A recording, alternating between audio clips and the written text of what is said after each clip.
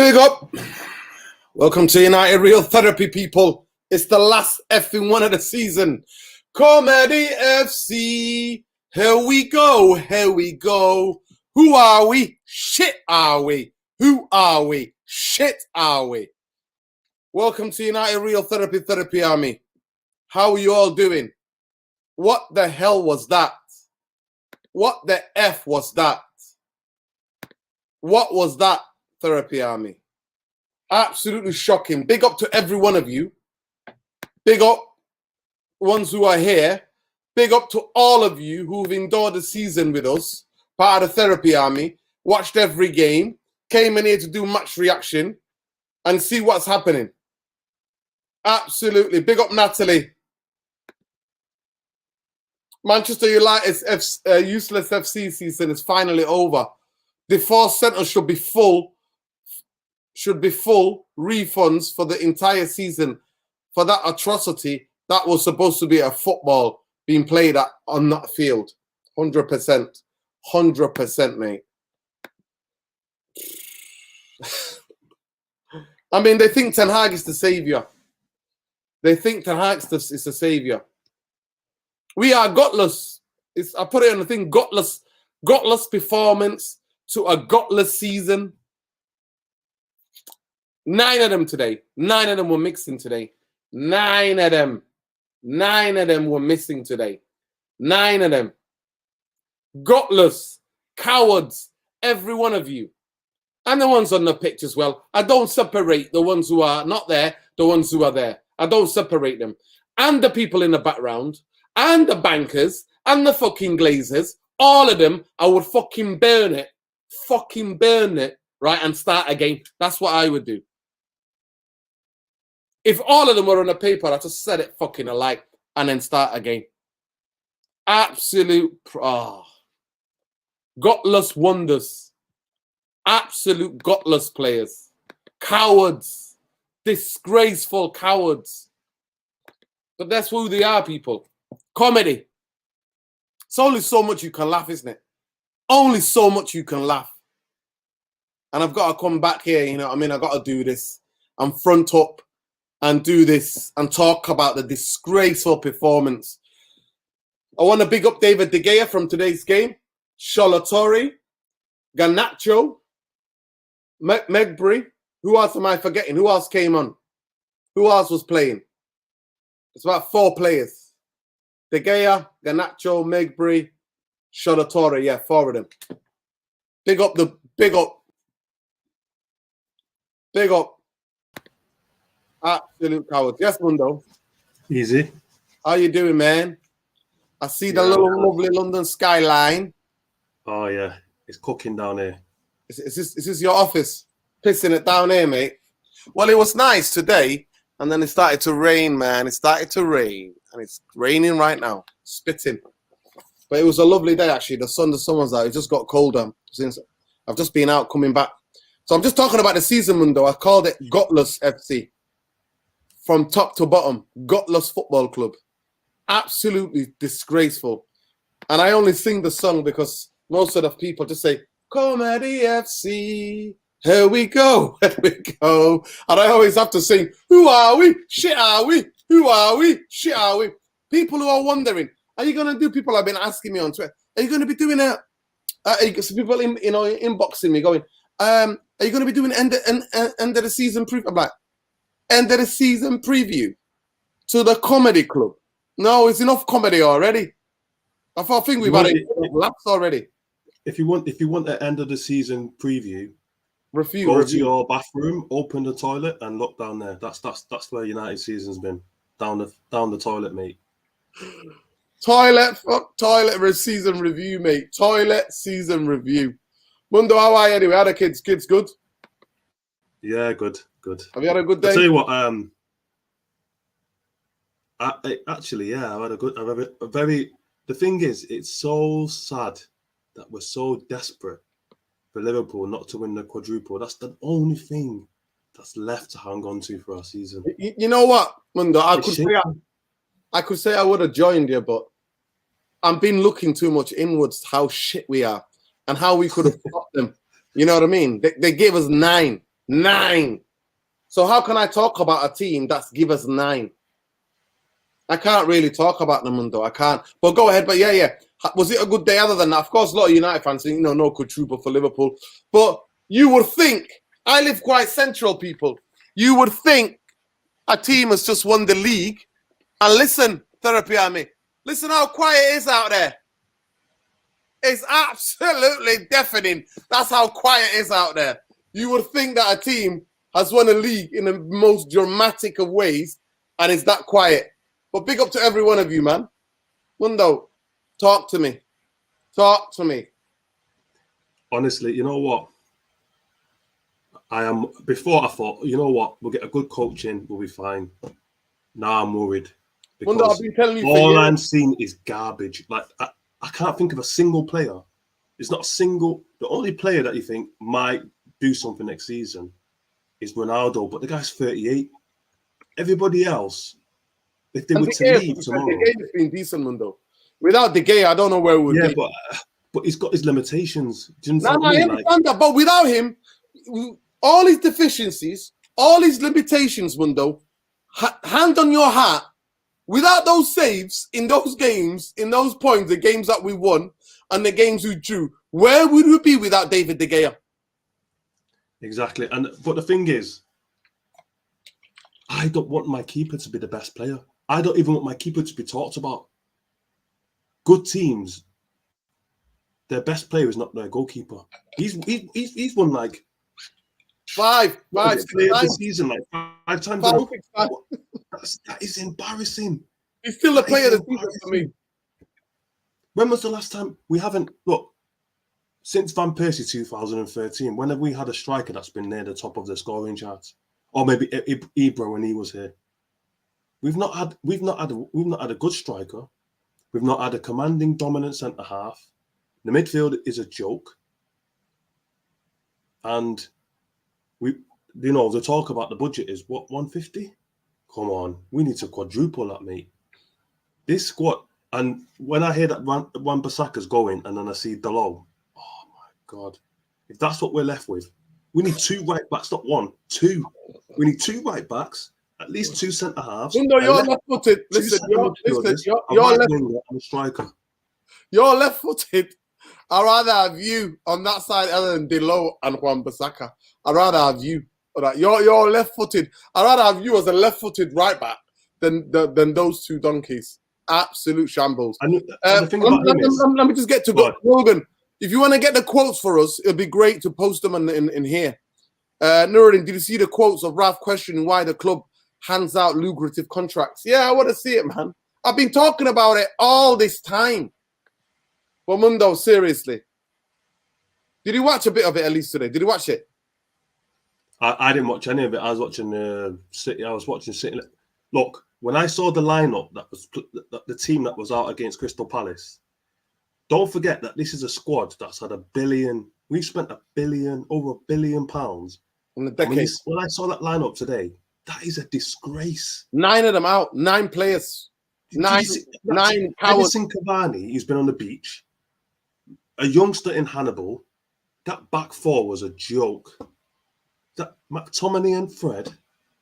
There was only one way it was gonna. Why are you gonna put yourself through the pain of watching that garbage? It's even as the most diehard Man United fan, who wants to watch every game. I watched it. I watched it. It's come to a point where you're like, I just can't watch it anymore. I think about 60 minutes ago, I thought, you know what, I can't watch this shit. No, you can't watch that garbage. I watched it. Second half was one of the worst second halves I ever saw in my life. I saw McTominay had a free header from about 4 yards. How he doesn't score that? Yeah, well, Mundo, shocking, but you know what? It's the season. It is the season. Listen, there's over 100 of you watching. Please subscribe to the channel. Like the videos, the least you can do to boost the algorithm so more people can see it. The thing about small YouTube channels like ours is that it's hard for us to grow because people who come and watch these videos are not liking the videos. And you have to boost the algorithm so more people will see the video. But big up to every one of you anyway. Agreed, 100 females is a joke for the Glade to appear. 150 million ain't gonna solve this, man. They ain't gonna solve this. No way. A football structure, a long-term vision, getting in players, not giving out lucrative contracts to players. That's what's gonna solve this. A wage cap. Congratulations to AC Milan, anyway, my team in Italy. First league title in 11 years. Well done. First league title 11 years, and straight away Maldini comes in as a director of football. He then cuts the wage packet, and what happens? They win the league. He absolutely puts in a wage cap, and they win the league. And everybody else who didn't want to be there, who wanted to be prima donna, who wanted big lucrative contracts, see you later. Frank Kessie, run his contract down, been brilliant for AC Milan this season. See you later. You're going, mate, because we're not gonna offer you that money. Win or lose, mate. We're not gonna give you that money, mate. We're gonna have some discipline in this football club. It's just, honestly, it is. Miles, what happened to Bruno? Well, I still don't know. I think we need to look for Bruno, and we need to find him. The idea that people were talking about this guy like they were Eric Cantona, Mundo. Mundo, he doesn't even he can't even breathe in the same air as Eric Cantona. Are you mad? People were talking about, even Nike or whoever it was drank the Kool-Aid and started getting Cantona to do an advert with him. What planet? What planet? Do you know what it is? Soon as counter-attacking football was dead, Bruno Fernandes is dead. Maguire is dead. Rashford is dead. All of the players that lived off this counter-attacking Maguire, everybody 5 yards of him. Every teammate 5 yards of him. Protect me. Protect me. Protect me. And Bruno headless chicken hitting balls, just long balls. And Rashford running. All that died. All that died when Ole Gunnar Solskjaer tried to change the tactics and try to go more from football. Yeah, then he's still going to start to get licked. And the thing as well is, but people shouldn't be surprised about Bruno, because this shows you how little we know about scouting. I remember when we were linked with him in the summer, and Man United did the usual things about leaking stuff. You know, when we link to players, but they don't want to pay the money, so they leak stuff about, we looked at this player, but there's this issue and that issue. But the issue around Bruno, apparently why Ole didn't want him, was because of his ball retention, because his passing statistics in Portugal were something like 70 in the 70s in terms of percentage-wise. So he gives the ball away a lot. So we sign him, and now people are complaining that he gives the ball away a lot. Well, that's the player we bought. But what you get on the flip side of him giving the ball away is his goals and his assists. But when that dries up, then all you've got is him giving the ball away, and he looks horrendous. But I'm willing to give him the benefit of the doubt and say, if he plays in a proper system with movement and players around him that are moving, then I think we'll see a better Bruno. I think I can give him the benefit of the doubt. But if he doesn't kick on next season, then, we have to be ruthless. We have to be like Man City and Liverpool. You don't fit into our system. You don't produce. See you later, mate. Not here's a 5-year contract and 400 grand a week. That's what we do. Why did he give Bruno a new contract? After the season he's had? Rewarding failure. That's what we've been doing for how many years? Rewarding failure.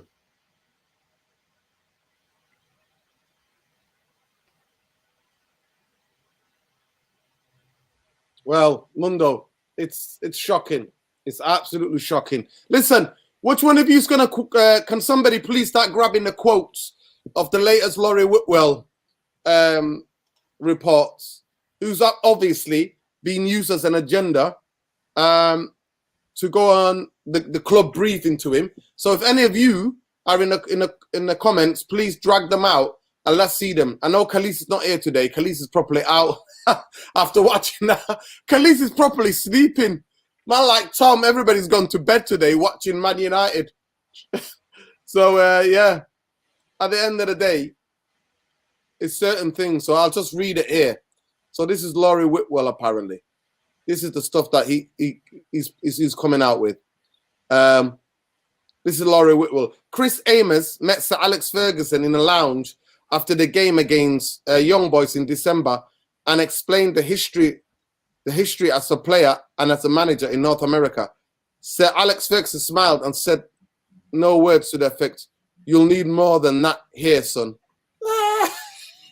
What is that about? In December, Man UFC recalled Eric Bailly from Ivory Coast duty when staff discovered that he was in a different location than agreed upon. Bailly then returned late from the AFCON and was injured too. Raniak tore into him. So at the moment, Mundo, a guy that they've not played, so it's now so convenient to start blaming the season. So here we are. Now the club using agendas in it, right? So I'm gonna read this again, guys, slowly for you, and see how crony journalists the club briefs to write an article on the eve at the end of the season, and then we go on the night at the end of the season, right? So he brings this out now, right? So this is what the club wants to get out. So Eric Bailly, a guy who's not been played, who when he's fit, Maguire making mistake after mistake, and then Eric Bailly is fit and still doesn't get dropped. And then Maguire's injured. Everybody plays well. Maguire is still shit, comes back and still gets back in the team. This is who Man United want you to blame for the fucking season. So I'll start it again. So listen. In December, Man UFC recalled Eric Bailly from the Ivory Coast duty when the staff discovered he was in a different location to that agreed upon. Bailly then returned late from AFCON and was injured too. Raniak tore into him in front of the squad, and the guy is a squad player. He's not a first team player. What does that mean? What does that mean? What does that mean? Mundo, can you please explain that? What are they trying to do here? So all of a sudden, throw Eric Bailly under the bus, yeah? Well, people like Henderson, right? People who are cronies, who are friends with McTominay's family are all briefing, right? I'm going to name the names. So if the club's naming Eric Bailly, then I'm going to name McTominay, Luke Shaw, Maguire, Henderson. All of these cronies have crony and their agents, their friend agents who are friends with some of these journalists who write for the Evening News as well. That Samuel Lopez dickhead as well. That racist prick. All of them, right? So, but no, single out Eric Bailly, Mundo. Who sits in that? Is he a first team player? Is it Eric Bailly's fault that Harry Maguire turns like a boss and is Benny Hill in defence? Is it his fault that McTominay and Fred can only pass sideways and backwards like Pac-Man? They're scared to go forward. Is it his fault that Cavani decided to spend 9 months of the season on a beach in Uruguay or whatever he was doing? You know, it's easy to throw him under the bus because he's going to be leaving. But you've got to look at the players who've been put on the pitch. They're the ones who've let the fans down and the club down, not someone who, when called upon, has actually performed. Yeah? When he's been asked to come on the pitch and do the job as a footballer, I don't give a shit about where he was. When he's been told, on the pitch, mate, he's delivered every game.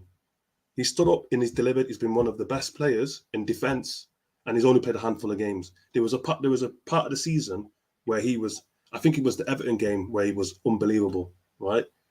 And yet, as you said, as soon as Maguire's fit, he's back in the team. Of course, he's going to put his nose out of joint.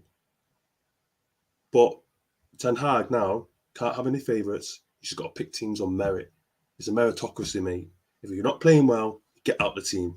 It doesn't matter if your name's Marcus Rashford. It doesn't matter if your name is Cristiano Ronaldo. It doesn't matter what your name is, mate. If you ain't delivering, get on the bench. That's got to be where we're at now, because no other big team. If these guys were playing in somewhere like Spain for Real Madrid, they would be getting run out of town, mate, by the fans. Run out of town. The white flags will be coming out. The team bus will be getting... I'm not saying we should be doing this, but they've got it easy, yeah? Because no other big club would accept the level of mediocrity that these players have served up this season. For me, I'm not going to look at managers anymore. I'm not falling into that trap anymore. If Ten Hag fails, I'm looking at the players again. my focus now, I think this should be for all Man United fans. Our focus should be on those players, mate, not the manager, because they've got form. We've seen what they've done this season. Disgrace. The game today, how many of them didn't even, they've all somehow got mysterious, I don't know what the reason was, 9 or 10 players not available.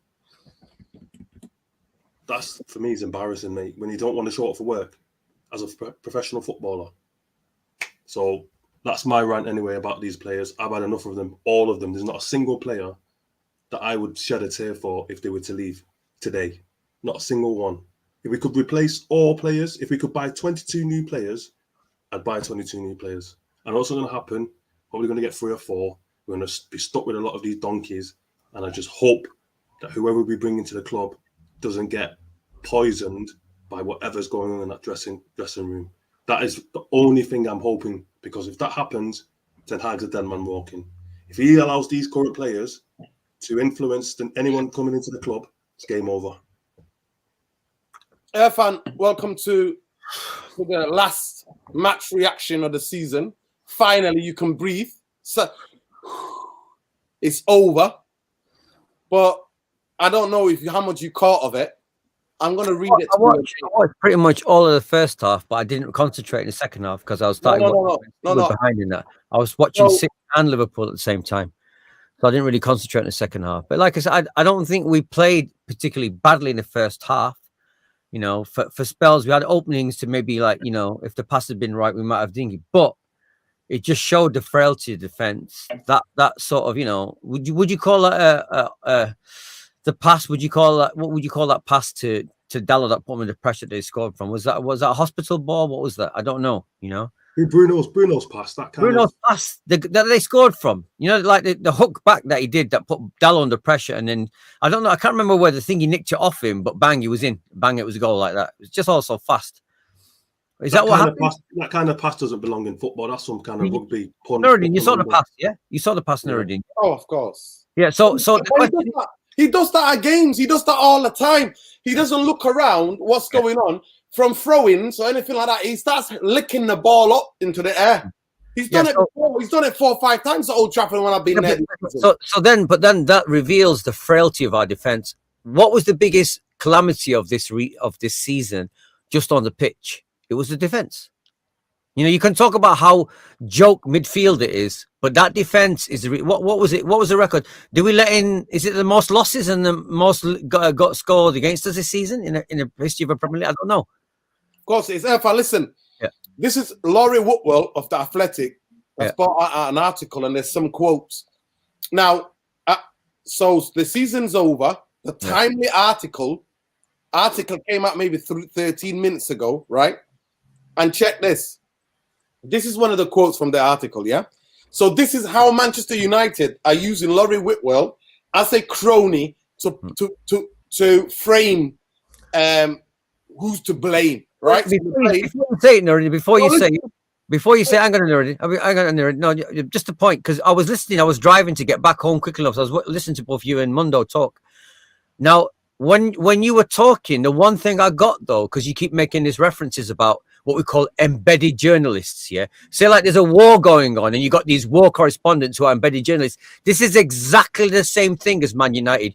What you do is when you're fighting a war, when you own a company, you get these cowboys, these jokers, these paid off journalists to spout your crap, to feed people's minds that, you know, what you think is reality is not reality, yeah? What you actually see in your eyes, this is reality because this journalist says so. So you can continue. I just wanted to preface what you were going to say to let people know how it's working, because politics works exactly like Man United. Politics in Westminster, it works exactly the same way. You're taught a lie all the time by journalists. No, not even that. Listen, this could be true, this story.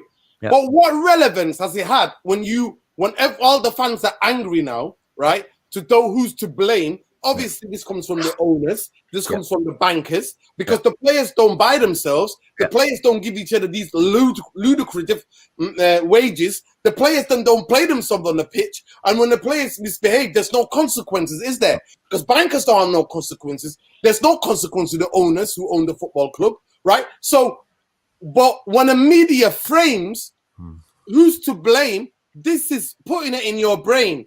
Eric Bailly. So I want to read it again for those who come late, right? In December, this is what the club are feeding to Laurie Whitwell, who's their crony, journalist, sonographer. He's not a journalist. Journalists, real journalists do investigative pieces. You know what I mean? That they have real people who in organizations that they have the confidence to tell the story. They've got good sources. But this is just Neil Ashton here, right? In December, Man UFC recalled Eric Bailly from Ivory Coast duty. When staff discovered he was in a different location to that agreed upon. Bailly then returned late from AFCON, was injured too. Raniak tore into him in front of the squad. And so Eric Bailly is the problem. Why Man United had their lowest total points in a Premier League season. Yeah, but Nuruddin, I've heard you use that quote about 4 times now since I've been listening to the show and I was driving to get here. Yeah, I just want wait. What does that quote reveal apart from the crony embedded journalist of Man United? What does that say about Ralph picking on the easy target Eric Bailly, who has got no reason to come back early because, like you said, that calamity that turns like a flipping whale, is rewarded for failure. Is every game he was rewarded. He fucked up time and time again, but he was still in the team. So how would you feel? How would any person that work in any job, right, you feel when this cowboy is getting ahead? He can make no mistake, and then you've got the white-black thing going on as well. You can't get away from it. You can't get away from it. An African player. He's not getting the same treatment as somebody who's white. Irfan, and then they put this as well. Like, why are you putting this on here? Like, this is Chris Amos met Sir Alex Ferguson in the lounge after a game against Young Boys in December and explained his history as a player and manager in North America. Sir Alex Ferguson then said to him in words to the effect of, "You'll need more than that here, son." What relevance is that? What fucking relevance is that? I don't get it. I'm lost with this one. I don't get this. I don't get the context. What relevance is that? Can you explain to me? I'm a bit lost here. I don't get it. What relevance is that? Mundo, what's it mean? I don't get it. Can you please school me? It basically means as a coach, right? You come in, you might explain where you're from, but Fergie's like, "I know this club. You need more than that here, son." Like, yeah, but what's that? Chris Amos is a coach at United. Chris Amos is a coach at United. He's not the effing manager. But that's what I'm saying to you. When this joker, Laurie Whitwell, people literally lick his ass. Get your brown nose out of Laurie Whitwell's ass. All he gets is a piece of paper from Neil Ashton. Print this because this is what the club agenda is. It's absolutely good. Raniak urged Murta to act quickly in the market for Ten Hag. Well, we will see that. We will see. So hold tight, all the metrosexuals everywhere where you are. But hang on, Nuruddin. No, because it's the last sort of show, and you said you didn't want to do a review of the season. We ought to give it to people on the channel to at least review the season after the match. We have to, whether we like it or not. We have to. That's the whole point of the show today. We have to do it whether we like it or not, and we have to discuss. I've done my review. Go to the toilet. No, I saw it. I told you about the toilet. Open the toilet seat and look inside. You see United. No, I get that, but we need a bit more of a detailed analysis than that. And I know you can give me that, but I want at least leave people so we don't go crazy and we don't go to the psychiatric ward because at least we know what was wrong with the club. Because that's what happens when an empire falls as badly as we do. The fans who've seen it, when it was solid, need to at least explain to everybody else why we failed. And what we can do to overcome it. Because like Irfan, it's simple. I can sum it up for you in a sentence. Guys, there's over 210 of you watching. Please subscribe to the channel if you're not already subscribed. Like the video because it gives better the algorithms. It helps with the algorithms and more people will be able to see the video. Small channels like this one on YouTube don't grow fast because they would if we were on YouTube, maybe 10 years ago, 15 years ago. If we're on YouTube, this channel will grow a lot, right? Yeah. I'm not here for the clickbait, anything like that. We're here to talk about substantial stuff. We tell you about how journalists frame, what is access journalism is, what is crony journalism is. Wait, Nuruddin, one of our esteemed guests, one of the people that was listening, Wendy Grant has said, Laurie is a very good journalist. I'm sorry, Windy. This is where we disagree. All due respect, this is where I've not read this guy's articles. I don't know much about the guy. About the Athletic. That's where I jumped ship. Hmm. For the Windy, let me tell you how it works. The club uses Laurie Whitwell to get out to set the agenda, to frame the news, and to start putting blames on people who have absolutely no significance. How many games did Eric Bailly play this season? Has he played more than 5 games? I don't remember more than 5. No. No, Right. he played that. He played 5 or 6 in a row, didn't he? Or he played a few games in a row when Maguire was unavailable, and he played really well. And Right. Then he got dropped. Let's put onto argument. He's played 7 games, yeah? Yeah. 7 games out of 38. Eric Bailly is not the fault, is where we are. Laurie Whitwell can shove that up his backside, right? Because he's not. And let me explain it to Windy, Grant, because I love and respect her, always. We disagree, but I love and respect her. Laurie Whitwell is an access journalist and a stenographer. The club uses him to set agenda and to do framing, to frame certain stories. In turn, what does Laurie Whitwell get from Manchester United? You know what he gets? He gets to break the news on player contracts or hiring or firing of managers. That's what he gets. So it's called access journalism. I call it cronyism. No, Nuruddin. I call it stenography, because what you do is you just get the PR machine from the club and you are the mouthpiece of the football club. You're not a journalist. You know what I respect as journalists is, Windy Grant, people who do investigative journalists, who are respected at what they do, never reveal their sources, and are not here to carry out a club propaganda. Laurie Whitwell is as much as the problem as the bankers are and the Glazers are, as the players are, as the last factions or the people who work in Manchester United PR machine are. He's part of the club propaganda. Can I say something, right? I'll tell you. Nuruddin. Let Mundo come in 1 second. I'll tell you where I stand on this. For me, I'm not going to put any blame on the journalists. I put the blame on the club for allowing this culture to fester. There should be no leaks in that dressing room. And if you find someone who's leaking, see you later. I hope that Ten Hag comes with the iron rod and says, everything that happens, look how Fergie used to keep things.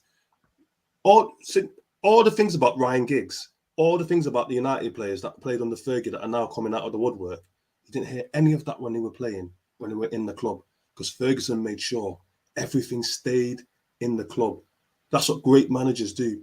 You never hear any. I'm sure there's things going on at City and Liverpool, but you don't hear about it.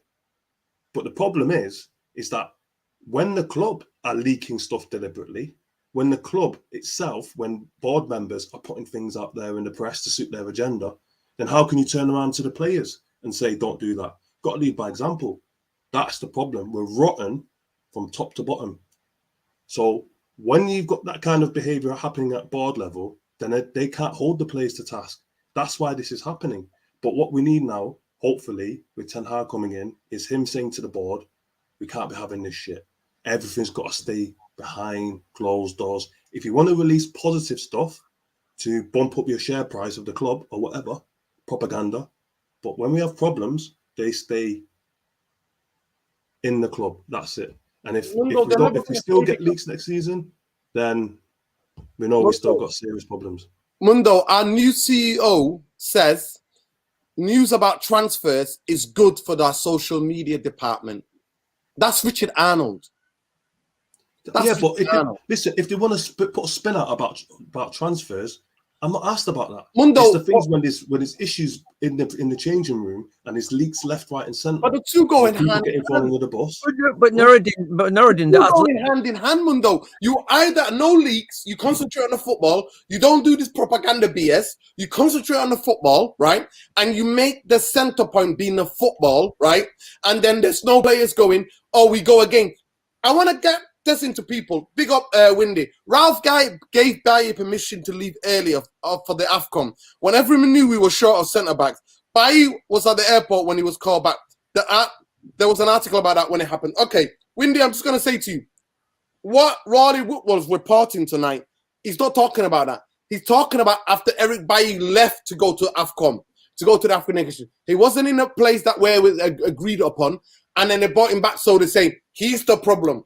Well, we already know people who are close to people who are agents, or people who are close to agents on Adrian McTominay, journalists who big up McTominay like he's the next Roy Keane. All of them are getting stories about the dressing room. People who are close to Maguire's family, right? Maguire, oh, he's this, he's that. I'm sorry, he's shit. He comes out, he's supposed to be the captain, right? You got Henderson leaking to fucking, what's his name? Samuel racist Lockers, who calls black footballers and mixed heritage footballers exotic. That's not my words, that's his words. That's what he used. So you got these people, right? So I am not here for any of that. To me, it's simple, Mundo. The reason why this is happening is because our football club is leaked like a sieve because we're run like a bank, a consortium. We're run like a bank. When you got bankers who are in charge, owners who don't care, who don't live here, then you got players and agents who think they can take the mick out of us. And then you got access journalists who are close to this club and are close to these players, and then bigging up these players, hyping up these players because their friends or the agent take the journalists out to dinner. Do you not think that goes on? So all right, so wait a second. Let's just summarize. So in my thick head, because I'm obviously a thick head, they released an article today in The Athletic to basically blame Eric Bailly for some of the problems at the club today. They released that today. Is that what you're saying? Well, that's what. Why would that be in the article? Okay, so let's say they've done that. Can anybody seriously in Man United football land take an excuse like that? See, who can take us? Who watches the games and can take that? So let's just analyze the PR marketing of Leak FC. We're telling Laurie Whitwell to release this. I mean, what? I don't understand what's that going to achieve, because no one's going to take it seriously. I don't get it. All I see is what's called a quid pro quo. I think I know. For me, I do something for you. Simple. So that's apparently, now it all starts to click. So apparently, right, someone was briefing the press against Maguire, saying that he shouldn't be the captain at Man United, etc., etc. Yeah. So I think, and something came out, I think it may have been today or yesterday, where apparently the United dressing room have uncovered the leak, the source, and are all pissed off with this person. And now all of a sudden this story comes out against Bailly. So basically, intimating buys the leak. Intimating buys the leak. No. Well, why else would the story from December be leaked against Bailly? If you be paying attention to Man United, there's more than one leak. Tom, welcome to the stream. How you doing? Are you there, Tom? All right, lads. How we doing? How you doing, Tom? Did you watch that Dross, or did you enjoy a lovely day in Sheffield? Do you really think I care anymore? The other games, you might have been involved in that drama. Where were you, Tom? What do we miss? Do you really think I'm going to waste my day watching Manchester United anymore? What was there to play for? We're going to get Europa League, or we're going to get Conference. And either way, I didn't care. I really did not care. Same with the title race. I didn't even watch the title race. Why do I care if City or Liverpool win? I only care about Man United. Exactly. And I didn't even care enough that much to even watch the game. Yeah. And you know something? I'm kind of glad I didn't, from what I've heard and from the highlights that I've seen anyway. Horrendous. You didn't miss any. Yeah, I know this is the thing. I saw there was the 3 bald wise men in the stands. What the hell they've got to rub their hands together for, I really do not know. I honestly, I don't know what there is to work with on that football field, really. I mean, genuinely, according to form, apparently 10 of the players that were on that field today are going to be staying.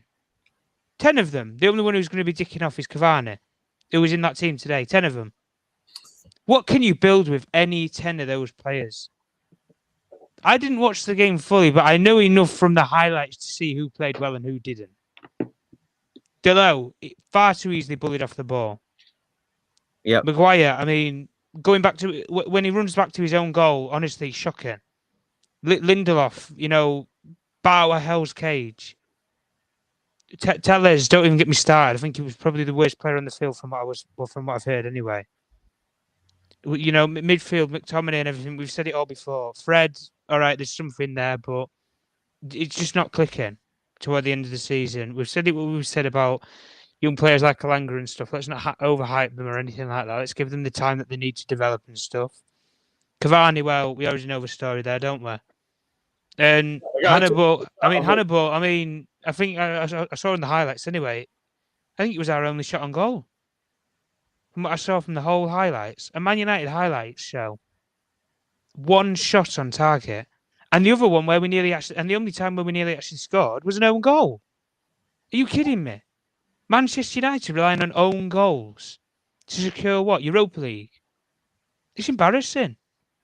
It is absolutely embarrassing. And even with the players that are going to be staying at this football club, I don't care if they want to. I don't care if they want to stay.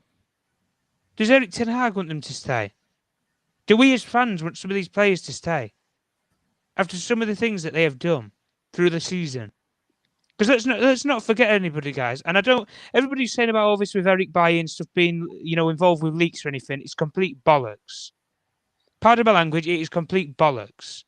I know the players who have done it, but I can't come out and publicly name them. All I can label and say is look at the English players. That is all I can say. I can't label them. I said it already. The British players. Look at the English players in the dressing room. That is all I am allowed to say legally. Otherwise, I then get the stick for it. Alleged. But if you go for all these sort of things where we look at leaks, we look at what happened with Ole Gunnar Solskjaer, we look at Ralph Rangnick, his coaching staff and stuff. They're coming out with quotes. Chris Amos met Sir Alex Ferguson after the Young Boys game and said, "Oh, you're going to need more than from playing in America and coaching in North America to hack it here, son." What planet do these people live on? Why do we need? I'm sorry to say, why do we need Sir Alex Ferguson's blessing for everything? Listen, his era has up and gone. Manchester City have built a new dynasty in the league, for Christ's sake, for the past 5 years. 4 league titles out of 5. That is a new dynasty. That is a new era in football.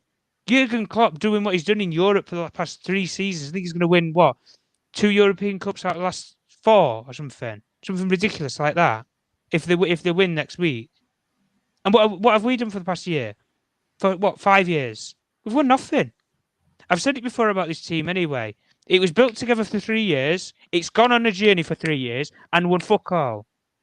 Pardon my language, but it has won fuck all. That is it. There is nothing to build from these players. And we've said it before. You need to scrap the lot of them. I don't look at any one of those Liverpool players and see where they were 5 years ago. There is no frailties there. I used to remember Liverpool defenders, Skirtle, Mamadou Sakho, who plays for Palace now. Yeah. All those shocking defenders who just couldn't cut it at Liverpool. They couldn't cut it at Liverpool. They might cut it somewhere else. Yeah. Not at Liverpool. Now they have the best defenders in the world, the likes of your Van Dijks, Robertsons, top fullbacks. What do we have? A 20 million bargain in Portugal, apparently. In Alex Telles. I mean, it just sums up everything from the season. At the end of the day, this season, we need to completely just forget it. I hope I wake up tomorrow and I hope I was dreaming. I hope I've been dreaming for the past, 6-7 months for this season. Because honestly, it's been astonishingly shocking. From top to bottom. And like we say, we can say what we want about things that happen off the football field. That's fine. You sack a couple of people, you move people around, or you move people on. Oh, brilliant. What does that do for on the football field? It does nothing at the end of the day. Absolutely nothing. And until we get out of this sort of spiral and this phase, because this is going to get worse, I don't want people to sit here and think that this is just it. And in the summer we'll recruit brilliantly, get players in that everybody wants. The fans will be back on side. Blah blah blah. No. They did this last summer. Did they not do this last summer though, guys? Seriously, Super League happened. They had to do something. Bought Jadon Sancho, bought Varane, bought Ronaldo. Right, we've got the fans back on side. It's as simple as that. This ownership is cursed. It has cursed every single manager before them. And if they carry on getting away with it, they will do the same to Erik ten Hag, and we'll be sat here again. Exactly, 18 months, Tom. 2 years' time. Exactly, Tom. You know what? I just said, I know for 100% fact that there are journalists who write articles about McTominay and they're good friends with the family and the agents. There is Dean Henderson, who singled Samuel Race's Lockhurst, that's what I refer to him as, by calling mixed heritage and black players exotic, like there's some fucking... Someone's asked why that is that racist or not to use the word exotic? I think it was, I can't remember. Yes, it is. Why did he need to make that distinction? Why did he need to talk about exotic players? No, but I'm just, someone's asked here on the comments, is that because racist? In the context it was used, no, because he's talking about maybe United should be signing Declan Rice other than looking for exotic players. Yeah. And the players he's talking about, I know the language. I see where the language comes from, but I want other people to understand. Right? Yeah. So it was Kamara, mixed heritage guy. Yeah. He was talking about Sankara, who plays for PSV. Yeah. Right. He was talking on another black footballer. Haidara, was it Haidara, the guy we wanted to... Yeah. So he's talking about those guys. He referred to them, black and mixed race guys, as exotic. Mundo, explain to people why that is racist.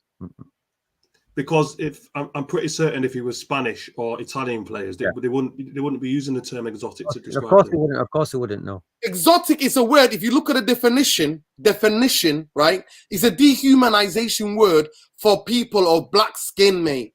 That's what it is. It's a dehumanizing. It's exotic. Look in the dictionary. Plant or an animal, not humans, mate. Yeah. So that's why you know. So before you jump on here and ask why that is right, why is that racist? Go and look in the dictionary at the word first. Hope that answers your question. Big up Khalid from Medina Lassie. Tom, if you're listening, come back, man. We'd love to hear more from you, bro. But big up Tom. Khalid from Medina Lassie, Chief United Real Therapy reporter. Big up. We've got about 230 or 40 of you watching, people. Please smash a like over the video. Subscribe to the channel if you're not already subscribed. Because you're never going to get this level of honesty here. Because we're not going to get Manchester United Football Club scapegoating Eric Bailly as the leak. Eric Bailly doesn't have to leak. He does it on social media. Somebody said, drop Maguire. And then he liked their tweets and with a crying emoji. Instagram, he liked their post. Eric Bailly is not hiding. He doesn't have to hide to talk about his frustrations of how a donkey like Maguire gets played when he puts in decent performances and he gets dropped. Now we know Eric Bailly's not being fit. We know that he's a crazy wild guy in terms of the moves that he does on the football pitch. It's funny to watch, but I like people like that. I like characters on the football pitch, but I know he's injury prone, right? We know that, and we know he's prone to errors as well. But I'm sorry to say, but he's also a good defender who puts his body on the line. A very good defender, not just a good defender. Very good defender. All of these things can be true, people. We here have a balanced view, but I'm not gonna have Laurie Whitwell, who is a clientele of Man United. That's what he is. He's a clientele journalist. Client, yeah. Right? We're not going to have that as him putting it out there, Eric Bailly, by the way, so that the British players who are leaking, it's not even just them, it's their agents speaking to crony journalists as well. And anybody can go, oh, this is just alleged. Yeah, I'm saying it. All of it is alleged. Well, Nuruddin, I just said to you that if this is their PR technique via Athletic, it's preposterous. It has got no validity whatsoever. If this is how low the bar's gone, that you're trying to blame a guy who's hardly played for something that happened in the AFCON, which is how many months ago, for United, some of the ills of United seasons, sort of blaming player discipline. And by the way, it's a joke. It's not even good PR, Nuruddin. It's a joke. Mundo, game after game this season, why is David De Gea want to come out and speak to the press? Where's the captain? Where is the captain of this football club? Where is he? Don't get me started on that guy. No, I'm asking you a serious question. Where is Maguire? Why do we only hear from Bruno, or majority of the season we hear from David De Gea? When is David De Gea become the captain? And McTominay, he makes McTominay do the live interviews. I mean, this is the captain of Man United, hiding. He must be saying, I can't handle it, I can't do it. I've had a difficult year, my mind's not there. I get from the fans, I can't do it. He must be saying that to the boss. Well, then they should be saying to him, well, then you need to step down from the captaincy, take a break, and we'll give the Yeah, but he captaincy doesn't to want. somebody else. He wants all the trappings of being Man United captain in England, the prestige. He wants all that as well. He clearly wants all that. But then you got to take the responsibility. If you don't take the responsibility, see you later. You know, why are you letting McTominay? Okay, yeah, he's how old is he? 27, right? But still, it's not like he's. You got more senior players in the squad than him. Why is McTominay? No, I agree with you. Yeah, yeah. You know, Well, no, I agree with you. And the thing is as well is that what you want is, you know, if Maguire was honest, if he came out and said, you know what, it's not acceptable from the team, even my own form's not acceptable, but we're gonna, you know, but he always looks to put the blame on someone else. Let me give you the quotes that he said. He said, I'm not that bad if two managers pick me.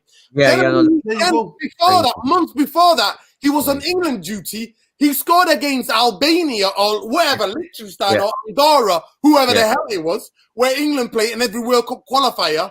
Could you imagine if Brazil and Argentina have to play the mere middles that England play every World Cup or Euro qualifier?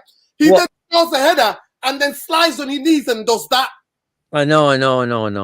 That showed this that behavior showed me that he should be nowhere near Man United. Nowhere near. He tells you, and this was when he was in the middle of one of his worst patches. I know this, but this is how deluded this guy is as a football. This is how deluded. I've never come across in my life, 40 years watching football, a guy like I've never seen someone as deluded as this guy. I mean, this is like Sunday League vibes. This is not professional football. I mean, we're just cursed because imagine if it's happened in Roy Keane's era. Imagine this happened then. Imagine what would happen in the dressing room if he'd done that when Roy Keane was around or someone like that. We're just cursed because this is another sign of the calamity of Man United. The fact that this moron was making mistake after mistake, scores against some minnow, and then puts his hands to his ears to like, shut up, you lot. What are you talking about? I mean, it just shows. You can't get more of a statement about the demise of a football institution than what we're describing now. The captain, the leader on the pitch. I mean, it's just crazy. So, Nuruddin, can we just move it forward, Nuruddin? Can we ask yourselves, Mundo as well? It's like, obviously, Ten Hag was there. What do you think he saw, and what do you think he's seeing to try and remedy this? Because we got to talk about, can it be remedied or not? I mean, we owe the fans at least some positivity, at least some analysis of what could happen with this guy.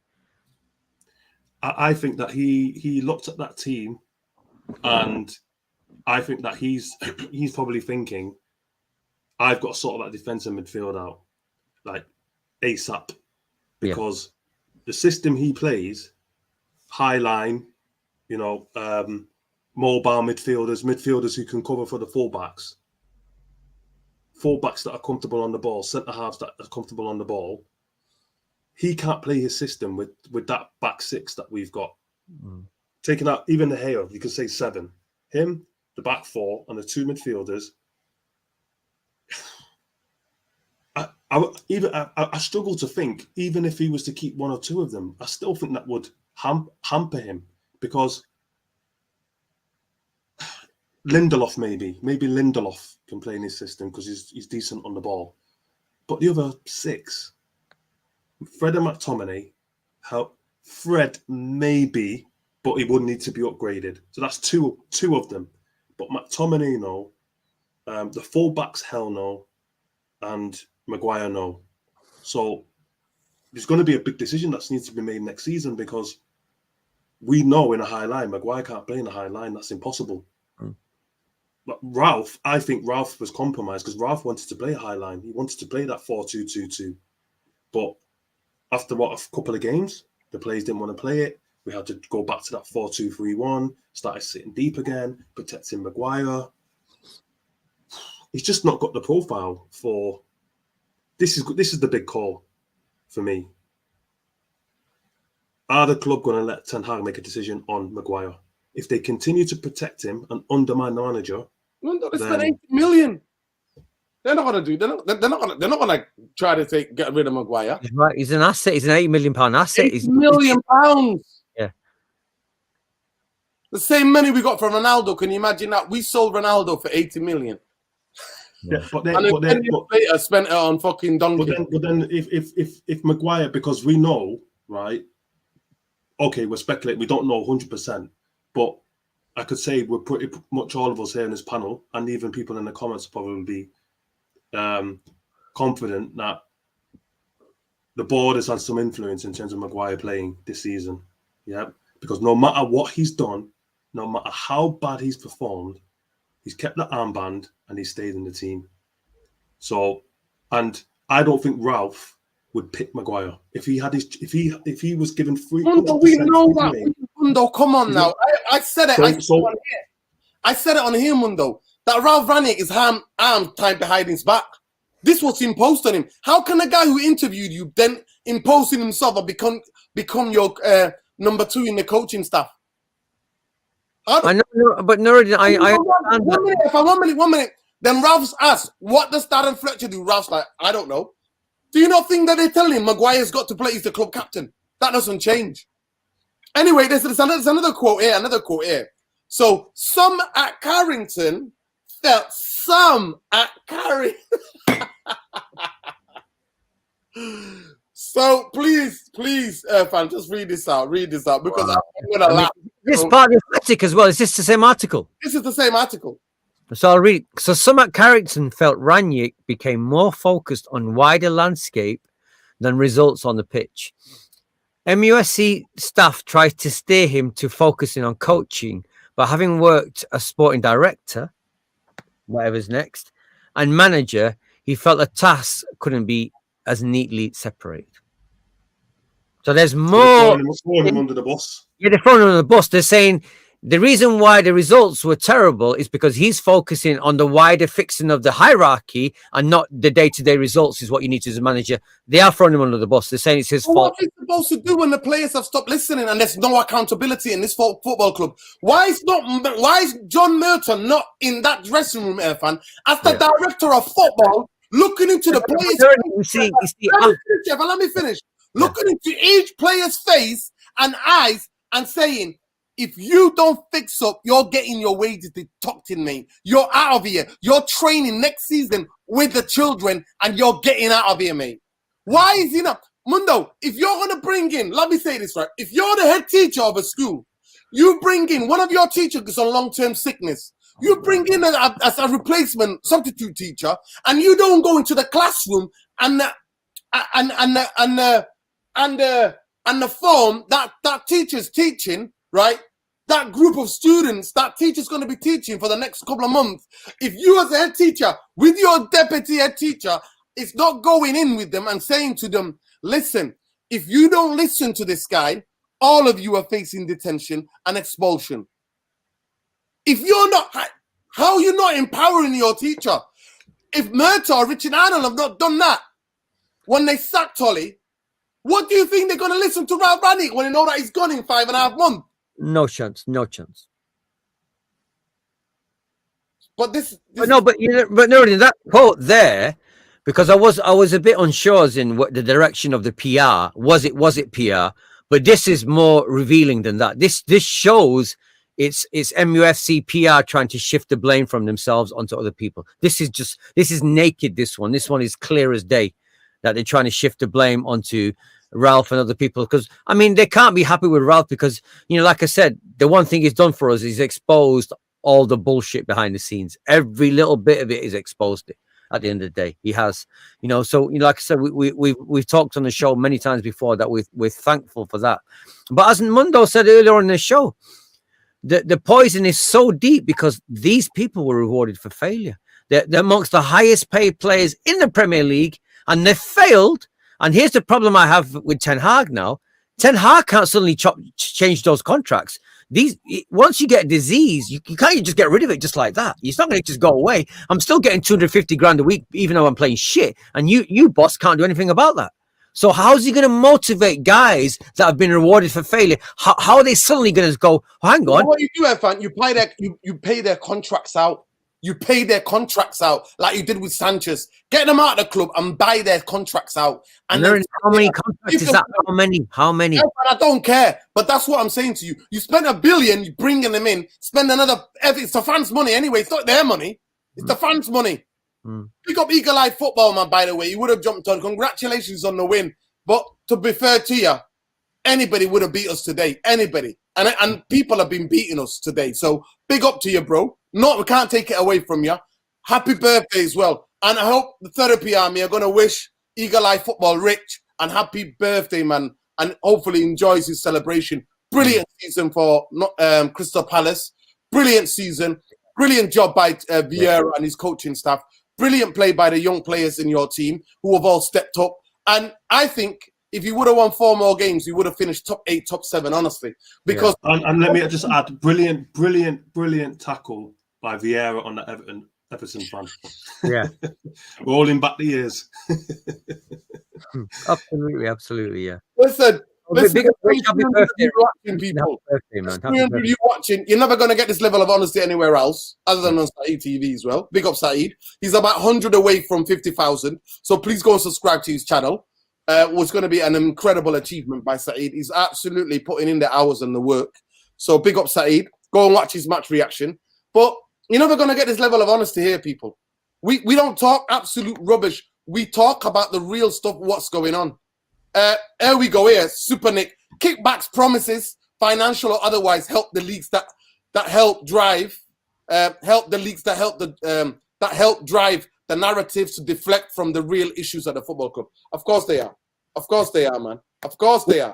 Which is politics, Nuruddin. That's politics. That is pure politics. That's how politics at a governmental level works. You know, you want to divert away from the real reality of your incompetence.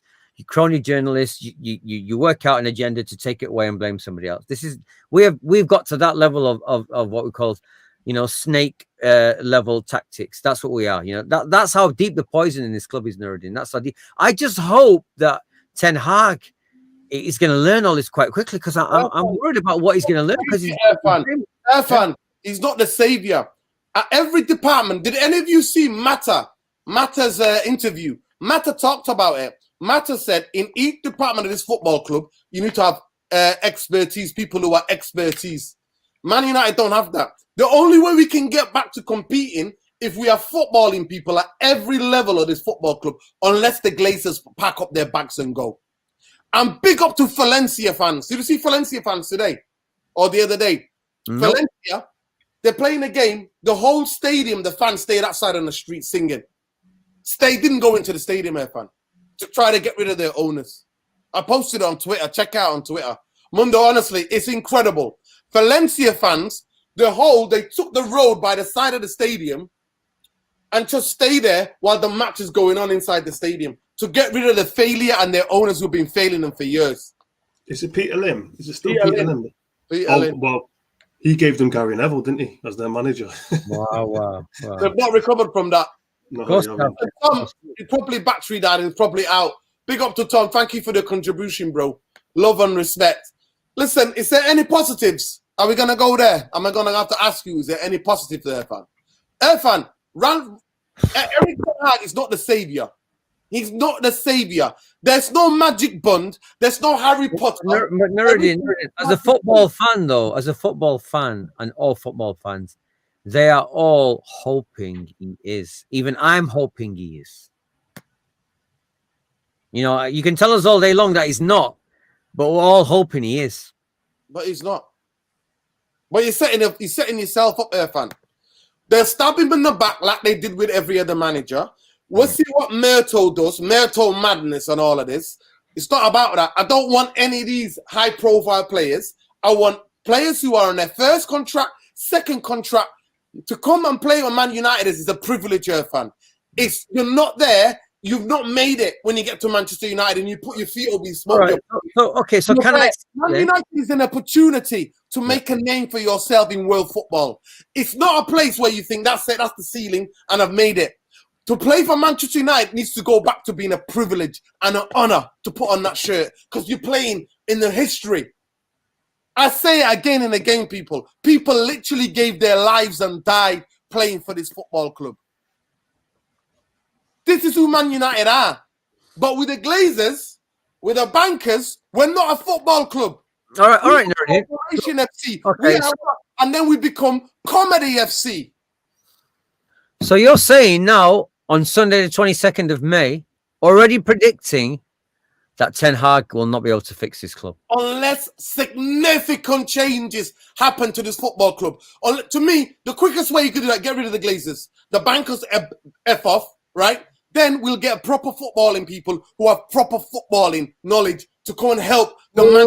Nuruddin, you cannot say that. You can't say that, Nuruddin. How do you know we're going to... Let's say we did get rid of them. How do you know we're going to get them? How do you know we're going to get them? That's why I've got to stop you there. Because you know what? To buy Man United and take over Man United, there's a guy called Jim Ratcliffe. He's the richest man in this country. He's from Oldham, right? Yeah. He lives in London now. He's got 17 million. He came out a couple of weeks ago on the paper and said 17 billion, not million. 17 billion. 17 billion, yes. That's how it is. He said he was ready to offer Chelsea 4 billion. Yeah. And when I asked him, why don't you buy Man United? He said, when I was in London, I watched Chelsea. But Man United are my boyhood club. He said they're not for sale. So why don't we, at the start of next season, go into games like the Valencia fans? If you really want this club to change, the supporters, it's on you. 76,000 stay outside. Other than maybe 3,000 of their away fans. Stay outside. But Nuruddin, those 76... No, Irfan. Wait, Nuruddin, I'm saying, no, let me finish. There's no ifs and buts. You want to get rid of the Glazers? Do that for 10 games straight at Old Trafford. Nobody enter stadium. I'm promising you now, they will have to sell the football club. Do you know why? All of their cronies, commercial partners will all get nervous because they're all about the atmosphere. The Sky will get nervous. Why? BT will get nervous. Whoever will get nervous. You know why? Atmosphere. People tune into the Premier League for atmosphere. TV companies who show United games will get nervous. Why? What would they have to be talking about, Irfan? What would the news will be? The fans are not. No. I'm not denying what you're saying. I'm just trying to make one point. The fans are not in the stadium because why? The fans want the owners out. Yeah. That becomes the news. That becomes the topic of conversation. Yeah, but Nuruddin, you missed one point, and that one point is the fact that those 76 Man United season ticket holders, people who watch Man United, are not watching the channel. So you need to, about what they're watching. But my point is, like, the way you're breaking it down is United fans don't see the problems the way you're breaking it down. They don't. Clearly, they don't. Otherwise, they would be walking out, or they have to. Or maybe they haven't got the balls to do that. Or they're not kind of people. They're just happy to get their ticket, pay, go back to their jobs, and they don't see. They don't care for the club, or not prepared to do for the club what you're saying to do. So I'm just trying to qualify, your remark, to say, how real is that to happen? What Valencia did? Would Man United fans ever possibly do that? I really don't think so. Well, look, I gave an example earlier on about Madrid fans. If the players were behaving like they were at Man United, the white flags, the attacking buses, it's just those fans are different. They actually feel like they own the club. They feel like stewards of the club. I think a lot of our fans are disenfranchised. We don't feel like we don't own the club in any way, shape, or form. If we almost feel powerless. So I think that's why a lot of fans, especially match-going fans, find it hard not to, because it's like you want to support the team because it's been drilled into them for decades. Many of the fans who go, back your team, whatever. But there comes a point where if you back your team, you're kind of supporting the regime. And if you're supporting the regime, long term, the damage might be terminal, because Liverpool went 30 years without winning a league title. But Liverpool at least were still decent in Europe, etc., etc. I don't even remember Liverpool being I think maybe in the 90s Liverpool were as bad as we are now. But they never they didn't have the resource that we had. This is like the biggest. They didn't throw away money like we did. They didn't throw away the money. This is like for me, in terms of big clubs, I can't think of a worse failure than this. I don't think any other fan base, right, having seen their club spend that money, bring in the type of players that United have brought in over the years. Yes, a lot of them have been crap, but we have brought in some big players on big wages who came with big reputations, and go almost 10 years without a league title, go go almost 10 years without a league title, do nothing in Europe. Think about Bayern Munich, Real Madrid, Barcelona, Juventus, Paris Saint-Germain, even in the smaller leagues, Porto, Leon, Lyon, Rangers, Celtic, Benfica. None of their fan base would accept this Dortmund, mediocrity. They wouldn't. So I don't understand. Now, I'm not tying everyone with the same brush, but it just doesn't seem to be enough oomph, you know what I mean? No, Because, there isn't, Mundo. There isn't.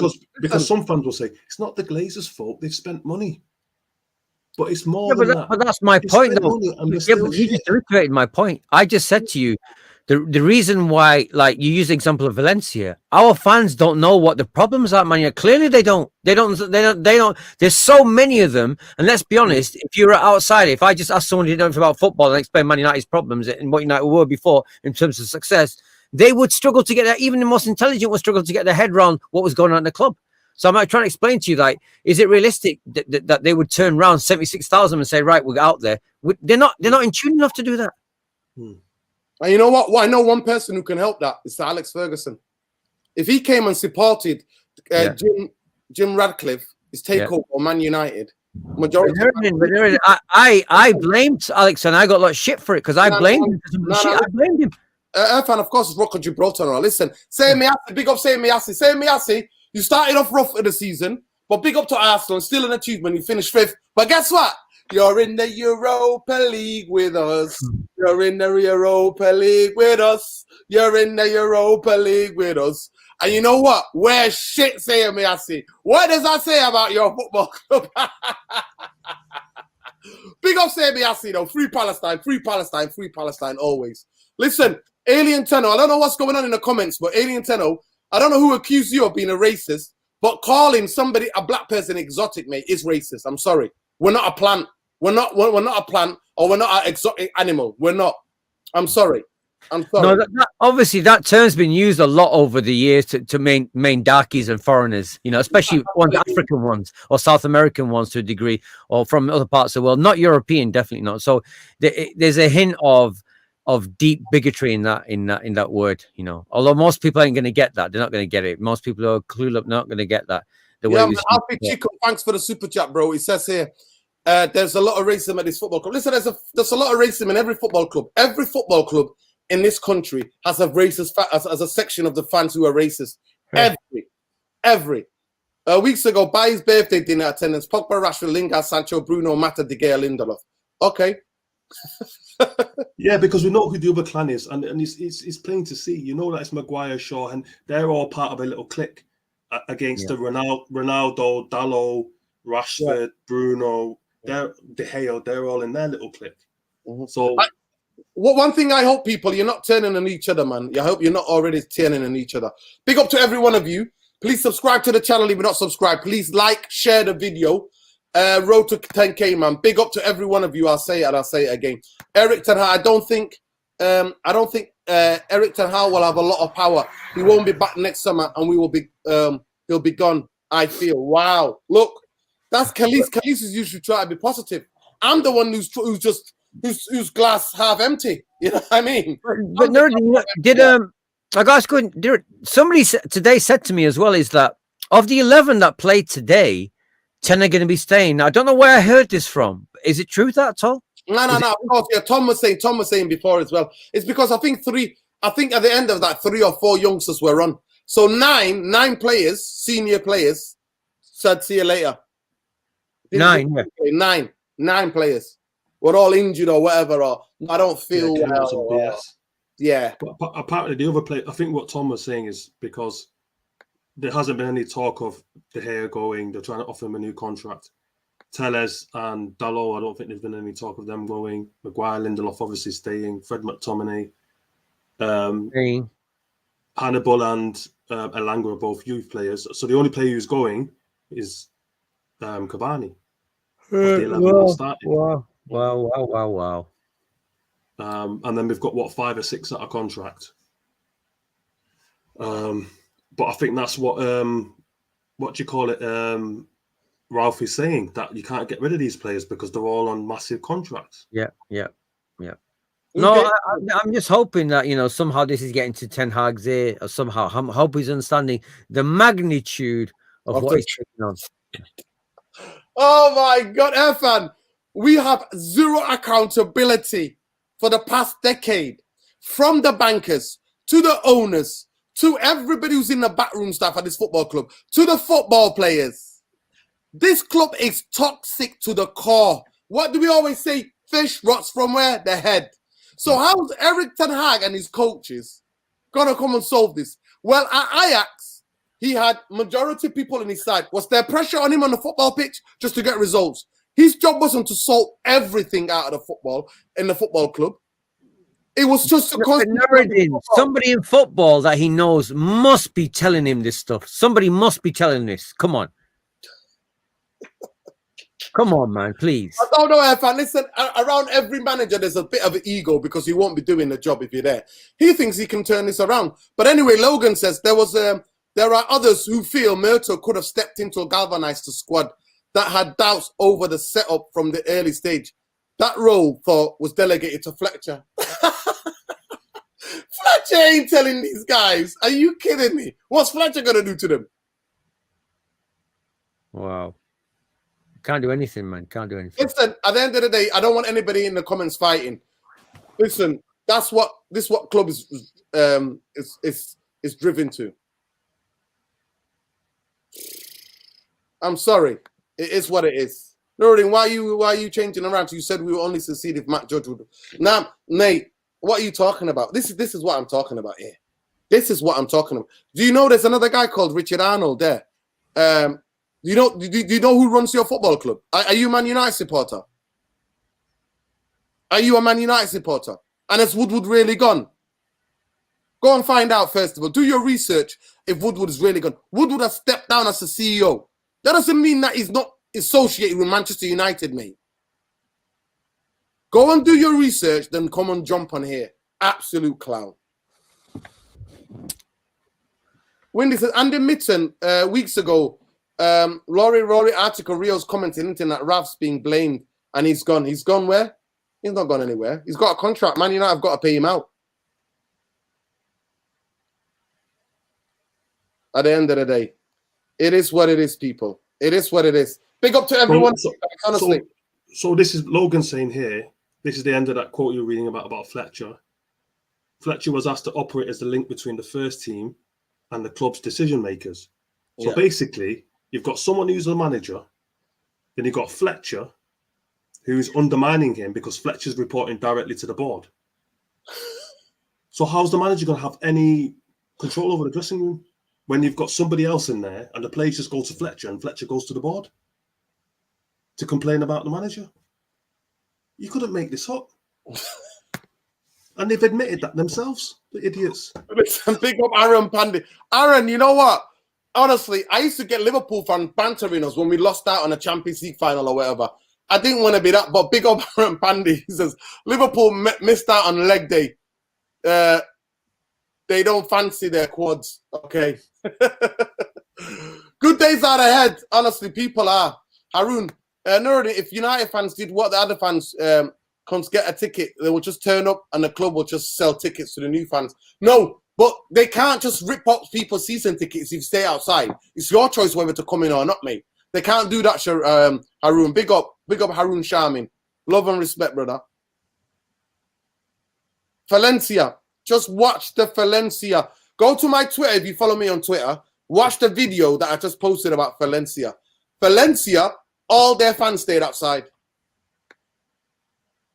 Mundo, it's a complete joke. Darren Fletcher player liaison, which always players to go to over the head of the manager. This just shows you, innit? Fine margins, FC Alicia says. Wow. Big up Alice, man. I like her channel as well. Big up Alice. Hopefully, we're going to do some collaborations in the new season, man. Big up Alice. What do you think of, guys? So do you think he could offer us more as a consultant after failing this win with these players? Well, at the end of the day, these players didn't want to listen to him, but we'll see. We will see. Hopefully they will. Manchester United forward Mason Greenwood will be under further investigation as today. Manchester United haven't ruled out the players to start retaining. Watch this. One minute. Manchester United for Greenwood will be under further investigation as of today. Manchester United haven't ruled out the possibility of the striker returning. We'll have more clarity. I doubt that. Unless there's something breaking, I doubt that. There we read that one out. What that says is that Fletcher has more power than the manager. Fletcher can tell the board and owners the manager sucks and get him sacked. Of course. Guy that was coaching kids. Yo, big up Alice, man. Of course, Alice is beautiful. Beautiful human being, man.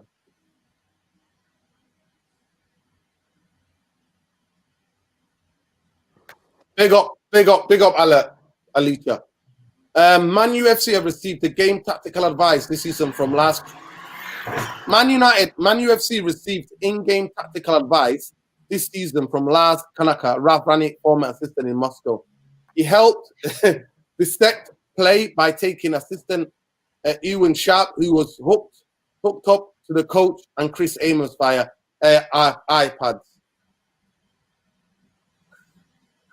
Why did he need a guy? Why did he need a guy all the way from Russia to tell him via AirPods, that Man United are shit? What kind of tactical things was he telling them? They're shit. They don't know what they're doing. They're not following instructions. That's the tactics. They're not listening to your tactics. Exactly. Anyway, exactly. No, because you can see he's one of the best video analysis in world football. He's one of the best in Germany anyway. German guy. And he's the guy that I was like, get him in and get the fitness guys in as well, but we didn't. And I said it to everybody. Ralph, the most important people to come with for Man United to play the way he wants to play is fitness and conditioning experts. That didn't happen. Irfan, how many players on loan do you think will be going on tour? Ghana, Tuanzebe, Pereira, Chong. Wow. Well, Ghana, I mean, you watched him for Forest. I don't know whether he's up for it, but I would definitely bring him back in and see if we can do a better job than McTominay. Tuanzebe again, where did we went to Villa, didn't he? No, he's in Napoli now. He's Napoli. Oh, he's in Napoli. Sorry, yeah. So I don't know about him. Pereira needs to go, and I don't think. I mean, Chong definitely needs another season somewhere else, but I'm not sure he could cut it. I think he came back from Birmingham injured, so he's back at the club. I think, if I'm not mistaken. If Forest get promoted, I'd be tempted to leave him at Forest for a season. I'll leave him. Yeah, I would leave him. Yeah, I would leave him. I would leave him staying at that club. Another year, yeah. Another year in the Premier League, yeah. Because it's unfair. Yeah, I suppose, yeah. Mundo, it's a question for you here. Mundo, how much power do you think Eric Ten Hag will have next season? I don't think. I think they'll give him some power this window. No. Because that they've promised him, and they don't. They always do that when we fall out of the Champions League. Yeah, they won't want to rock the boat. But then I think as time moves on, I don't think really he'll have much power at all. To be honest, I think it's status quo. But what I'm counting on is his coaching ability, because I don't think we've had a proper manager with top level coaching ability that can get on the field and coach the players. I don't think Ollie did do any coaching. He admitted it. Jose, I don't think he's much of a coach, is he? In terms of getting on, he's more of like low block, 10 men behind the ball, not ball retention, pass and move, pressing. Yeah. Modern manager with modern tactics is a coach, but he's not going to be able to do that with these players. He's not. We have to be realistic. He can't do what he wants to do with the majority of the players that we've got. Mundo, I said we need at least 5 new players in the first team for him to get his system going. 5 players in that first team in the spine. And I'm happy, Mundo, to forget about strikers. I'll keep Martial for 1 more year, right? Yeah. With Ronaldo. And what I'll do, I'll forget spending loads of money on a striker. I will, for me, get left back, right back, a centre half, and then 2 midfield players. I'll sign 3 midfield players, but 2 to go into the team straight away. And then I will get left-footed, right-sided winger. Mm. That's 6 players. You know, don't forget that when I saw out the basement. Look, you saw out the base of the football team and the spine, right? yeah, The base and the spine and the midfield of your team, right? Then you go and then pick off the striker to put in. Then that's what I would do, me personally. And then at least 5 starters would go into that first team who would get it, and then they would have to be young for them to have to come early so that they will be drilled into the way he wants to play. We can't go with 7 players try to play Ten Hag football. I can't see it, Mundo. no. But what I would like to see. You know what? Listen, I've got a massive announcement to make. I was expecting it, but I thought it might be 2 games. But it's 4 games, 4 internationals, guys. We were thinking this is going to be a summer because look, this new season coming, transfer is going to be, all the season is going to be truncated. So the transfer time is going to be cut short. Then the pre-season is going to be cut short. Why? Because the season starts early. Why? Because it's the Winter World Cup. But now, Irfan, greedy UEFA are making sure that there's 4 internationals between now and when the players return for a pre-season. What does that say about you? What does that say? 4 internationals between now and pre-season. 4 games. England are playing 4 games in the next couple of weeks. But our English players are shit, so we don't really care. Let them play. The shit anyway. Harry Maguire, Luke Shaw, let them have Then everybody else has to go to the international, especially if you're in Europe. Ronaldo. Yeah. Well, I hope they come back. I hope Ahmad comes back, and I hope Ahmad impresses and Pelestri, because they can't be worse than these guys. I'm sorry to say, but they can't be as worse what we watched tonight, what we watched all season. Listen, we've gone on for nearly 1 hour and a half. I just want to thank Irfan and Mundo. There we go. That's the last quote here. Disappointing to enter the season, full of lows. We are so hurt how this season has gone. The squad will take full responsibility. From who's that? Harry.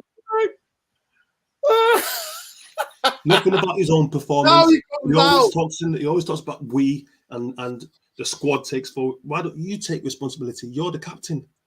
Khalid, please tell me, where did he post that? Did he post that in his social media? Yeah, please tell us, please. Yeah. And we have shown nowhere near good enough for this club. Who wrote that for you? Neil Ashton? Who scripted that for you? Who scripted that for you, eh? A huge thanks to the fans for sticking with us throughout the tough period. Once again, you have shown that there are no other fans like... I wish it would end with, and I would like to say, wish the Man United fans goodbye.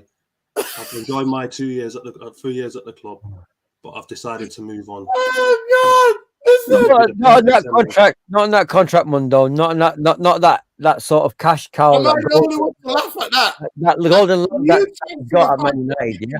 Throughout this tough period, once again you have shown there are no other fans like you.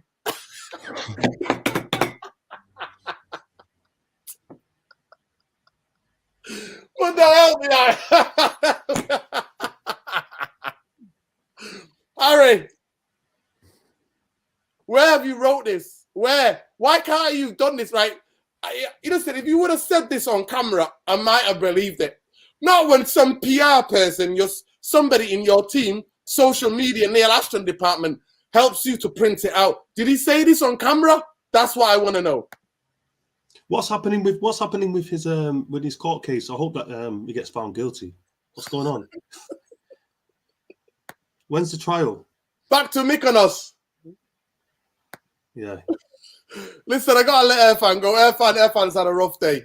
Listen, please get the likes up, people. Get the likes up. It's just a natural Sunday fatigue. But like, the more I look at Man United's problems, even I think I'm sort of, I've got an idea of how deep they are. And then like conversations like this, I realize, man, even I can't grasp how deep they are. They're beyond me, and I'm trying to keep up with it every week.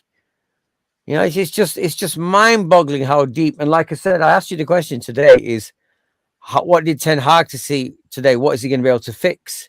Hopefully, he'll tell us you're tomorrow. You're basically saying he can't fix anything, really. No, Irfan. Him alone can't fix anything. Him and his coaches that can't fix anything. The club has got serious structural problems. No, we Irfan, know is that. that We know that.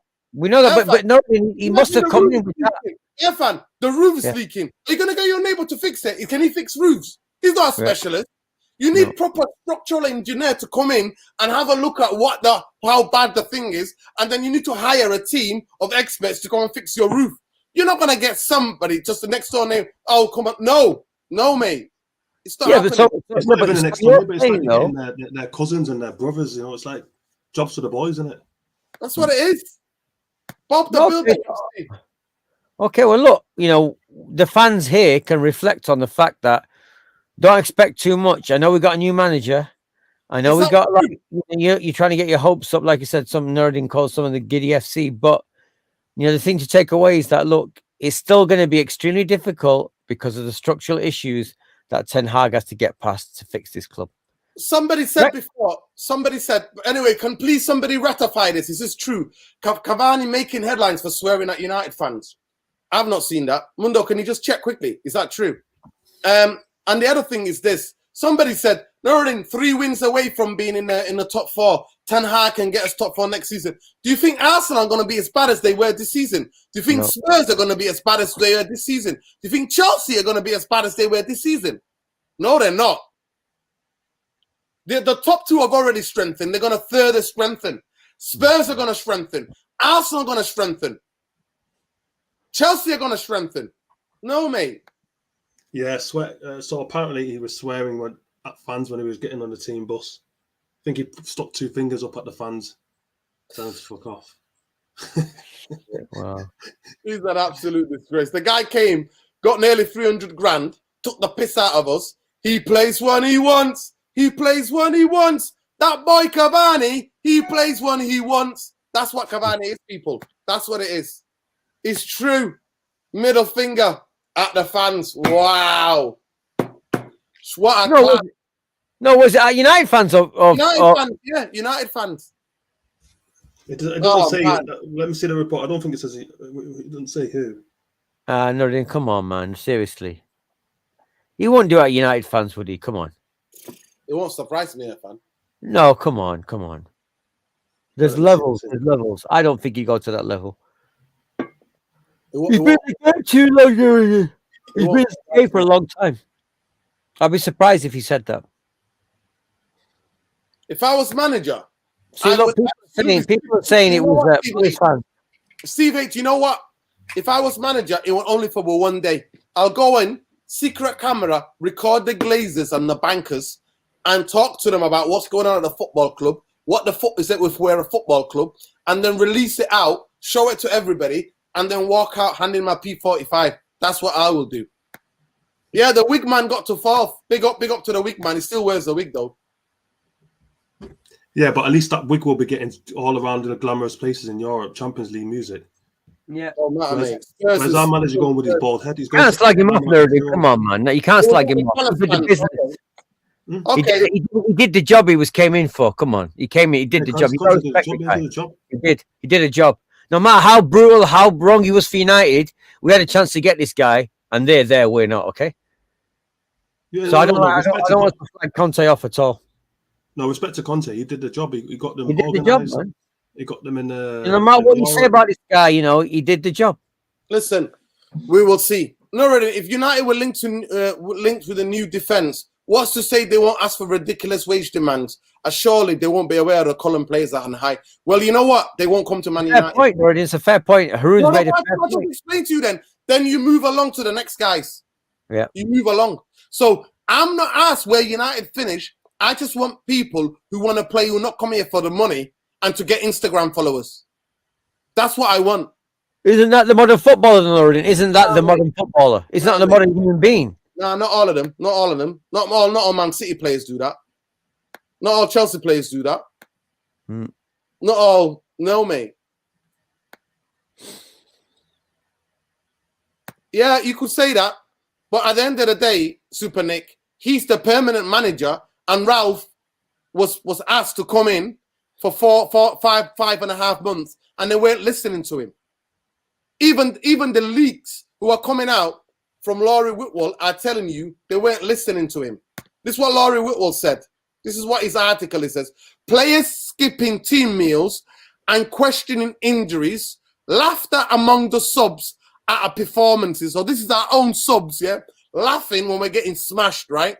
Ralph Ranieri's conundrum over Cristiano Ronaldo. That means that he knew that Ronaldo can't really press, right? And then Sacha Lenz's, I can't even say that. That basically he's been pushed to the side. When he wanted to ask the players to say mentality and wanted to speak to them about counseling and try to get them up, they were like, nah, mate. Nah, we don't want to speak to you, mate. We don't want to speak to you. This is Man United sports psychologists. They're like, we don't want to speak to you, mate. Ignoring him. Yeah. Big up Saeed, man. Yeah, with John Salaiko. Yeah. Nice chat with John Salaiko. Check out Saeed's interview. Go to Saeed TV, man, and give him a sub. But anyway, we gotta wrap it up here. Irfan, thank you so much for jumping on, bro. Thank you for going through the season with me on Therapy Army. And Mundo, welcome back. Thank you. We really appreciate you jumping on, Mundo. But at the end of the day, Ralph, you know deep down, Mundo, I've been saying it. How long have I been saying to you? It's the bankers. It's the Glazers. And people telling me, no, but it's not. It's the manager. The player is the manager. Manager. Of course, you need a good coach. That helps. That helps you to play better football. But at the end of the day, Mundo, it is what it is. We are where we are.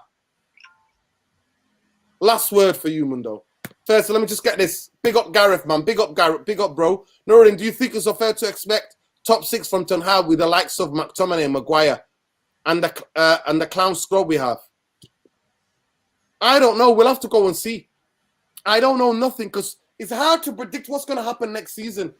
We don't know what players we bought in. We don't know how. To me, the only thing I'm expecting, and Mundo and everyone will testify to this, and I'm telling you all, Therapy Army, is the fact is this. I expect the football to get better. I expect for us to never see low block FC. Not with Ten Hag, Nuruddin. Not with Ten Hag, no. And to me, it's going to take about 4 to 5 months for us to see that football. But Mundo, go ahead. Answer that question. Final word for me is, come on, Madrid. Come on, Madrid. I'm a Madrid fan. No, because I can't support my own team. They're rubbish. So, Madrid, come on. I'm a Madrid fan now for the next. Look, but Mundo's jumped shit, mate. He's jumped shit. Mbappe said no. Mundo, can I get your point of view on Mbappe? Apparently, the reports are between 150 to 300 million signing on fee. Advisor to the club as a director of football. Huh? So if you don't pass to him, he's going to go and advise the club to sell you because you don't pass to him. That's not a football club. But you got to expect that when Neymar's there, you got to expect what he's thinking. Neymar probably got learned it all from Neymar of how to behave. Probably learned it all from him. But what's going to happen with Neymar and Messi now that Mbappe's the boss? You know, they're not going to like that, are they? It's going to cause disruption in the squad. That's just mental. But just on this point very quickly, look at the quotes from is it Tebas or Tebas? You know, Javier Tebas, the La Liga president. Yeah. He's gone in hard, like sour grapes. Yeah. He's saying that they're going to sue the UEFA and stuff like that. UEFA have to step in on what they've done. It's crazy, though. Where's this financial fair play where you can offer 300 million reportedly, 150 to reports, but 150 million as a signing on fee, Irfan. 100 million in wages per year, apparently. I cannot get my head around it at all, Nuruddin. I just can't. I cannot get. You know, it's sort of Elon Musk sort of level deals in football. It's crazy. It's just absolutely insane. That's what happens. Well, apparently, Real Madrid offered him a similar financial package. So I think it was the additional stuff that I think the only difference was the image rights. But they said we'll give you 150 signing on fee. We'll give you X amount millions. So I don't know where Madrid were getting the money from. Can you give that someone that bigger signing on fee? Can you? Financial fee in history of the game. What's the biggest signing on fee? It's ridiculous, Irfan. I think No, that's what the biggest. do you know what the biggest is at the moment? You know what No. it is? It's probably, I reckon PSG to Messi because he went for free, didn't he? So he would have got Yeah. a massive signing on fee. Listen, Super Nick says Ralph was set up to fail by his superiors who refused to support him in reinforcing some kind of regime. So telling. And that's it, I think. We're going to end it there, people. Big up to the therapy army. Big up, man. Big up, therapy. We can disagree and stuff, but speak truthfully and say that what you're thinking. No filters, no agendas, respect. That's what it is. So Alien Tenno, I hope whoever accused him of being racist, I've known Alien Tenno for a while. He's an outstanding member of therapy army. I don't think he's a racist. People can misspeak or mistype certain things. So I hope we're getting on, people. No. The question was asked. The question was asked, so it's important that we answer the question how we see it. You know. Yeah. I saw it, and it was in the comments, and that's why I wanted to ask. I want us to break it down and see why we see what is the inference by Luckhurst as racist, as exotic. It was important that we discuss that today. To me, as a black person, I find that deeply offensive. To refer to other black people or mixed heritage people as exotic. I'm sorry. I'm not here for that. I'm not here for that. Fair point. It's a fair point, yeah. I'm not here for that. That's why I always reference him. Samuel Racist Luckhurst. And then he took it out. He knew what he did. Then 2 hours later, that word was taken out of the article. It is. It's blood doping, mate. What PSG are doing by renewing Mbappe with a large sum after giving losses of 700 million in recent season, La Liga president. Wow, this is what he's saying. And having more than 600 million salary bill is an insult to football. They are dangerous as a Super League. La Liga president shot tapas. Mundo said they went in hard. That's going in hard, isn't it? Wow. Listen, it is what it is. Listen, it is what it is. Big up to every one of you. Please, on your way out, smash a like on the video. Irfan, you can find Mundo. Mundo, start tweeting next season, please. You're going to start tweeting, United start winning games? You're going to start tweeting a bit more? Yeah, because if I tweeted this season, it would just be the F-bomb. That's all I'd be saying. And shit, that's it. Okay, you can find me at Mighty Mundo. I will start tweeting next season. Right, he will, guys.